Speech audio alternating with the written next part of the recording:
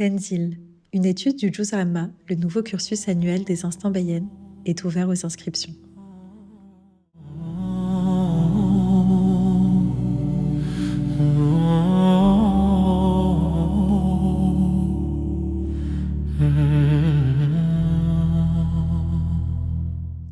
Bismillah, hamdan wa musalliyan wa ba'd, Rabbi shrah li sadri wa yassir li amri, wahlul 'uqdatan min lisani yafqahu qawli.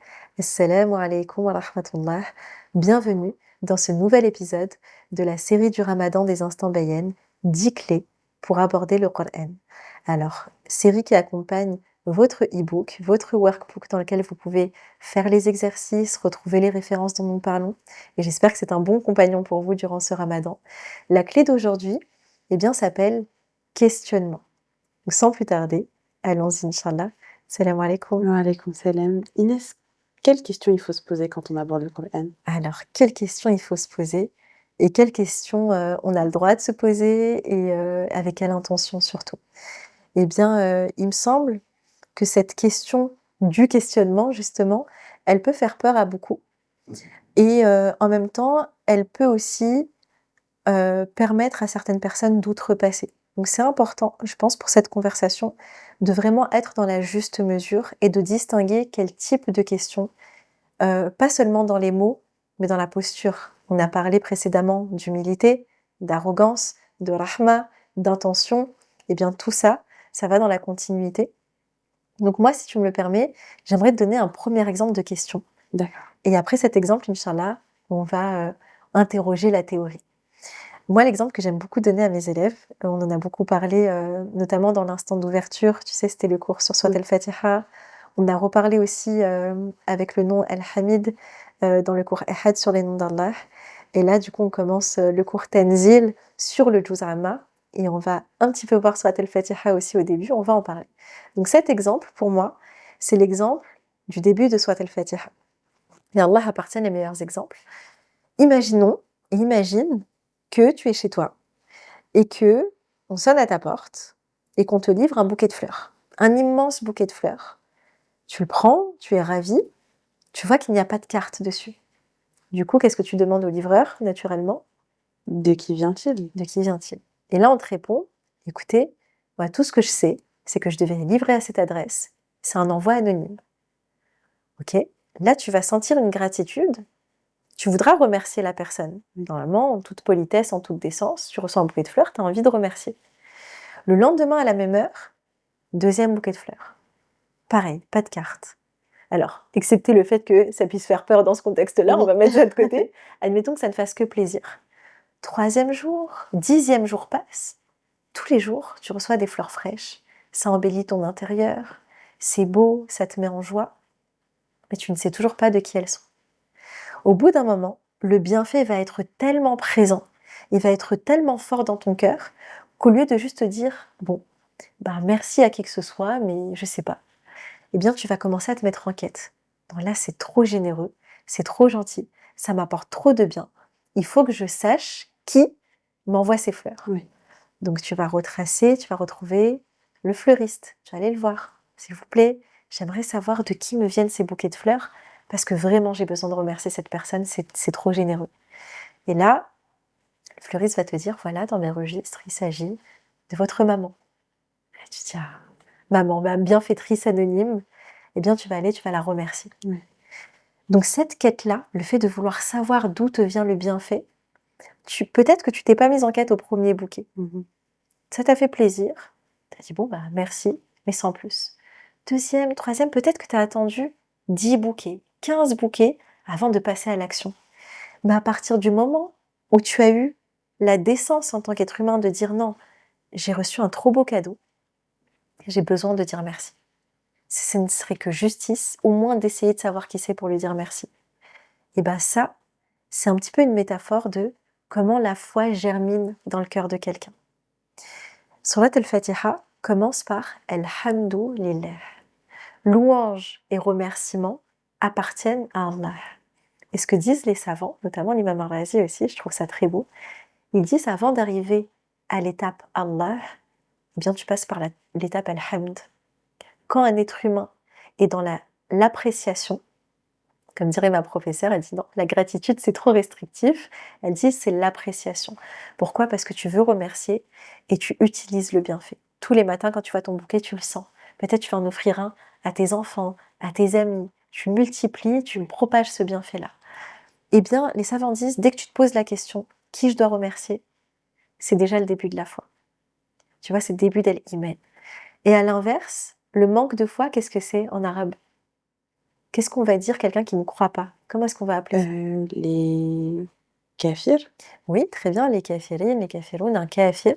Et kafara, le fait de ne pas croire, en réalité, c'est un terme agricole. D'accord. Parce qu'un kafir, ça va aussi être un paysan dans la langue arabe, pas appliquée encore tout de suite à la religion. En fait, le paysan, qu'est-ce qu'il fait? Il prend sa graine, il la cache sous terre, il l'ensevelit. Eh bien, le kafir, c'est celui qui prend le bienfait et qui le cache dans son ego, qui l'ensevelit, qui dit ça ne vient pas d'Allah, ça vient que de moi. Tu vois, ça fait encore référence à la question de l'humilité.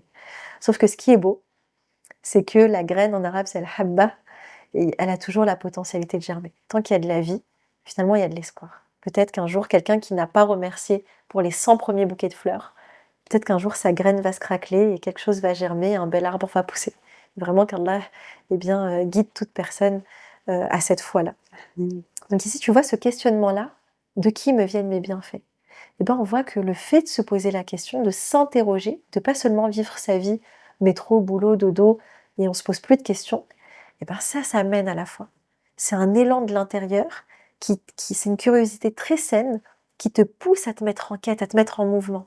Alladhina amanu wa amilu salihat. C'est un équilibre ici entre le fait de croire et d'agir. Et l'action, elle va pouvoir nourrir la foi. Maintenant, comment est-ce qu'on va l'appliquer aussi directement au Coran? Eh bien, le Coran lui-même nous appelle à la réflexion. Il y a pléthore de ayats où Allah nous dit Afala taqilun, Surat Yassine par exemple. Ne réfléchissez-vous donc pas? Et al-aql, c'est vraiment utiliser votre outil. Utiliser ce aql-là. Afala yadabbarun al-Qur'an, ne médite-t-il donc pas sur cette révélation, sur ce Coran? Et on va parler de la méditation, Inch'Allah, au prochain ou à celui d'après épisode, Inch'Allah. Mais ici, le tadabbur, c'est vraiment un questionnement. C'est chercher, c'est une quête. Donc tous ces questionnements-là qui visent à me dire, d'accord, qui a créé ça? D'où est-ce que je viens? Pourquoi je suis sur Terre? Où est-ce que je vais? Comment je dois agir? Comment je dois me comporter? Tout ça, ce sont des questions très saines. D'ailleurs, il y a un exemple qui m'a beaucoup marqué. C'était justement Cheikh Abdou Nasser Jangda, que j'aime beaucoup citer, Hafidahullah, qui explique, il dit quelle est la première leçon de tawhid que tu peux enseigner à tes enfants. Et tu sais, il dit, eh bien, tu les emmènes faire une randonnée, tu les emmènes dans la nature. Et quand tu es face à un merveilleux paysage, tu regardes des montagnes, un coucher de soleil, tu es à la plage, tu leur demandes juste ça. Qui a créé tout ça? Là, tu as planté la première graine du tawhid dans le cœur de tes enfants. Tu vois, ça vient d'une question. Qui a fait ça? Qui m'a donné papa et maman? Qui m'a donné ces bienfaits? Qui m'a donné une bonne santé? Qui m'aide quand j'ai un petit peu mal? Qui m'aide quand j'ai une épreuve? Donc tout ça sont des questions. Évidemment, plus tu grandis, plus les questions vont se sophistiquer et s'affiner. Donc là où quand tu étais enfant, tu vas te dire mais waouh, qui a créé tout ça? C'est Allah, subhanallah. Peut-être quand tu es grand, peut-être que tu vas devenir botaniste et que tu vas analyser les plantes de plus près et tu vas dire mais subhanallah, comment Allah a fait ça maintenant? Tu vas analyser, tu vas te mettre en quête, tu vas chercher. Et la vérité reconnaît la vérité. C'est-à-dire que plus tu vas être dans cette quête-là, plus ta foi va augmenter. Maintenant, j'aimerais savoir, est-ce que toi, ça te fait peur, cette question du questionnement? Et qu'est-ce qui peut faire peur, à ton avis, aux gens dans ça? On se dit beaucoup que si on se pose trop de questions, ça peut altérer la foi. Oui, c'est très juste. Et je pense qu'il faut aussi savoir se poser des questions qui sont utiles déjà. Il y a une éthique du questionnement à avoir. Notamment, tu sais, quand Allah nous raconte des histoires dans le Coran, il ne nous donne pas tous les détails. Parfois, il va passer des ellipses sur certaines choses parce que la sagesse ne réside pas dans ces détails-là. Donc il faut avoir aussi cette éthique du questionnement, de demander des choses utiles. Parce que même les silences du Coran sont porteurs de sens. Parfois, même les Sahaba, et c'est une forme rhétorique très forte dans le Coran, par exemple dans Surat al-Baqarah, ils ont demandé au prophète sallallahu alayhi wa sallam, qu'est-ce qu'on doit dépenser de nos biens? يسألونك ماذا ينفقون. C'est-à-dire, ils te demandent qu'est-ce qu'ils doivent dépenser, c'est-à-dire quelle quantité ils doivent dépenser de leurs biens. Tu sais ce qu'Allah leur répond? Non, dis-moi. Il dit, dis-leur de dépenser à telle et telle et telle catégorie de personnes. Comme pour nous dire, on voit dans le tafsir, ce qui compte, c'est pas la somme que tu dépenses, mais là, c'est à quelle personne dans le besoin tu dépenses autour de D'accord. toi. Les indigents, les proches parents, les orphelins. Donc tu vois, c'est une façon aussi de rediriger Oui. nos questionnements. Et dans d'autres passages, Allah dit, faut bien dépenser le surplus. Il va répondre quand même à la question. Mais tu vois, Allah va rediriger, le plus important, c'est à qui vous donnez. Mais pour savoir à qui tu donnes dans ta communauté, il faut prendre soin de ta communauté. Quand tu vas à la mosquée, comment, si tu parles pas aux gens, tu peux savoir qui est orphelin, qui a du mal à payer son loyer, qui ne peut pas nourrir ses enfants, etc., etc. Donc ici, l'éthique du questionnement, c'est important. Et est-ce que tu as un exemple, d'ailleurs, dans Surat al-Baqarah encore, d'un mauvais, très mauvais type de question qu'on peut poser? Je pense aux Banu Israël Banu qui Israël. posaient des questions pièges presque. Et c'est ça, moi, alors, si on pouvait faire tous les épisodes sur Moussa alayhi salam, ça irait très bien. Mais on voit, les Banu Israël dans le Coran sont un réel exemple du type de questionnement duquel il ne faut pas s'approcher. Différents types de questionnements, on peut mentionner le sarcasme. Oui. Donc c'est littéralement un faux questionnement dans le but de se moquer d'eux ou d'ironiser ou de tourner en raillerie, d'accord?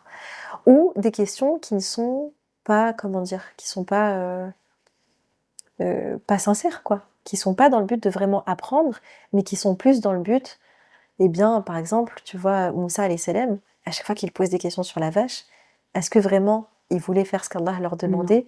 C'est une façon de temporiser, une façon en fait de tourner en raillerie ce commandement-là. Donc c'était vraiment pas facile pour notre Moussa alayhi salam, et évidemment il a relevé toutes ces épreuves avec brio, mais on voit l'exemple des questions qu'il faut pas poser. La question mal intentionnée, la question qui vient de l'arrogance, la question qui est une moquerie, qui est une fausse question, la question inutile aussi parfois. Surat al-Kahf nous enseigne beaucoup ça, à ne pas trop conjecturer sur des détails en réalité que seul Allah connaît. Apprendre à se centrer sur des questions utiles qui vont augmenter notre foi, qui vont nous rapprocher d'Allah et qui vont nous donner des outils concrets en réalité. D'accord? Donc ici, le questionnement va s'accompagner, on en parlera dans les prochains épisodes, Inch'Allah, de méthodologie. Et ça va nous amener au mot qu'on a mentionné tout à l'heure, le tadabbur, la méditation. Est-ce que tu as des questions sur le questionnement ou des réflexions Comment Ah. éviter de poser les mauvaises questions? Je crois interroger son intention, avoir une éthique de respect très très forte vis-à-vis d'Allah, vis-à-vis du Coran, vis-à-vis de nos savants, vis-à-vis de nos professeurs, etc., vis-à-vis du prophète sallallahu alayhi wa sallam.